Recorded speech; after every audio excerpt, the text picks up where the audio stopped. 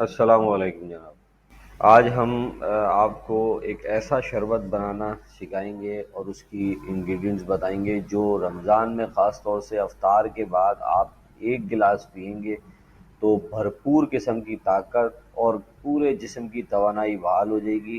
ख़ास तौर से छोटे बच्चों के लिए, बुज़ुर्गों के लिए जो रमज़ान में रोज़े रखते हैं और उनको भूख और प्यास की वजह से काफ़ी जिस्म में जो है वो कमज़ोरी महसूस होती है, नॉर्मली हर इंसान के साथ होता है। तो ये एक ऐसा शरबत है जो घर में आराम से बन जाता है और विद इन 10 मिनट्स ठंडा शरबत आप पियेंगे। आप तो साबूदाना वैसे ही बहुत जिस्म के लिए फ़ायदेमंद है और खाली पेट यानी रोज़ा खोलते ही पीने से इसके बहुत सारे फ़वाइद हैं जो विद इन 10 डेज़ में आपको अपने जिस्म में महसूस होंगे।